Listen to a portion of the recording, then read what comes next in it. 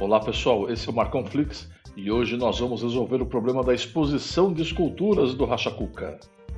Na terceira posição está a obra do escultor argentino. A obra de R$8.000 está na segunda posição. A obra do escultor brasileiro está na quarta posição. Na quarta posição está a escultura de R$17.000.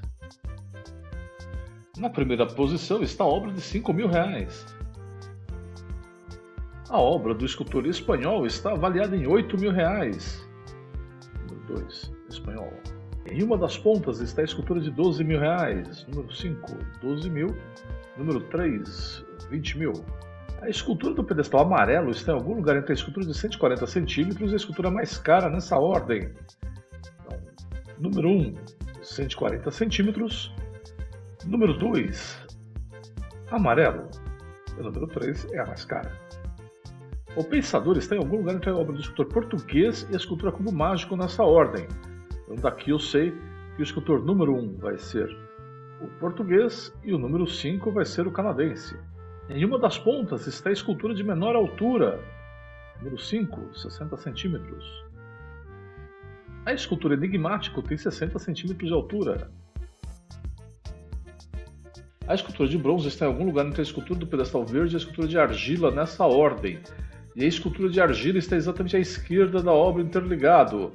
Então temos escultura 1, pedestal verde. Escultura 2, de bronze. A escultura 3 vai ser de argila. E a escultura 4 vai ser o interligado.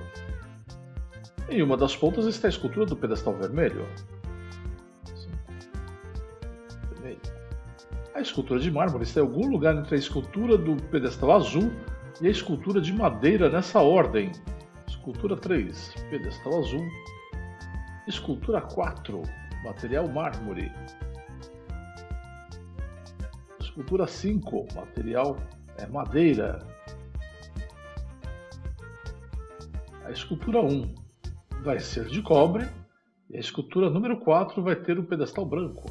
A escultura de 120 centímetros está em algum lugar entre a escultura mais barata e a escultura de 100 centímetros nessa ordem. E a escultura de 120 centímetros está em algum lugar entre a escultura de 5.000 e a escultura de 80 centímetros nessa ordem. Isso quer dizer o quê? A escultura 2 vai ter 120 centímetros. Mas qual é o 80 e qual é o 100 ainda não sei. O pensador está em algum lugar entre a obra do escultor português e a escultura cubo mágico nessa ordem. Número 2, pensador. Número 3, cubo mágico. Número 1, quebra-cuca. Cubo mágico está ao lado da escultura de 80 centímetros. Escultura número 4, 80 centímetros. E a escultura número 3 vai ter 100 centímetros. É isso aí, pessoal. Espero que vocês tenham gostado. Muito obrigado. Se inscreva no canal, ative o sininho e até a próxima.